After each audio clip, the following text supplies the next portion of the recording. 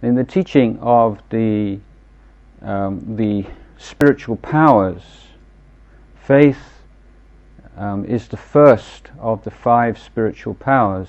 The second is energy, or virya as it's referred to in Pali, which can be translated as heroic effort. It's not just ordinary effort, it's the effort of the hero or the heroine. So we become spiritual heroes, spiritual heroines, based on a sense of faith, the power of faith.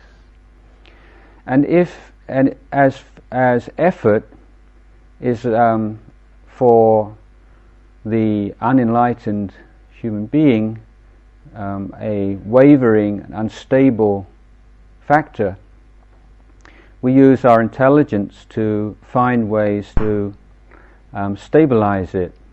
One way is to look at its foundation in faith.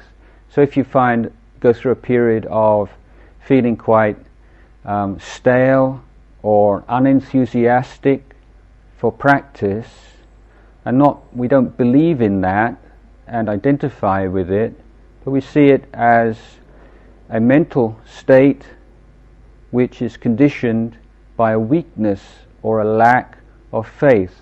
So it's not that faith is something fixed. It's like you've got faith in the bank. Yes, I have faith in the Buddha's teachings. I'm a Buddhist. But faith is something that waxes and wanes. And the waxing and waning of faith affects our interest in practice and our ability and our perseverance in our spiritual practice. Many years ago, I was on a long solitary retreat. This retreat lasted a year, and of course during the course of that year my enthusiasm for practice waxed and waned. And I remember one particular period in which I was feeling very low, lacking in energy. I just didn't have that kind of enthusiasm for practice.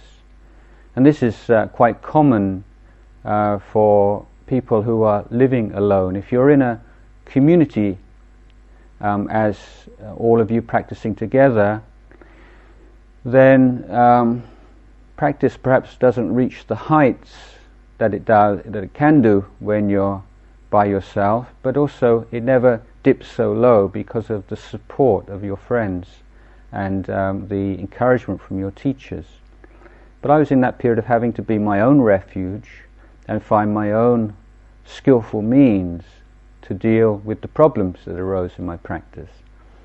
And I realized, I reflected on the nature of enthusiasm, perseverance, interest, energy, traced it to faith. And so I put on my robe, I lit a candle, because it was pitch black in this cave that I was living in, and bowed 3 times to the Buddha. Then I bowed 3 times to Ajahn Chah, and then I bowed 3 times to Venerable Sariputta, and 3 times to Venerable Mahamoggallana, 3 times to Venerable Ananda, 3 times to Venerable Anuruddha, and I bowed 3 times to all the great arahants of the Buddha's time. And then I just kept bowing to all the great monks I could think of, right from the time of the Buddha to the present day.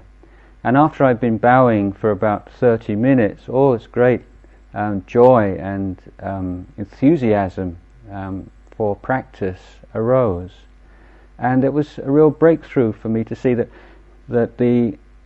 if you're feeling really low in practice and lacking, it's just one more conditioned state, and you can use your wisdom faculty, you can use your intelligence to give rise to the faith that will bring back that lost enthusiasm. So this is one point of encouragement. There's always something you can do in meditation. You can always find some way ahead.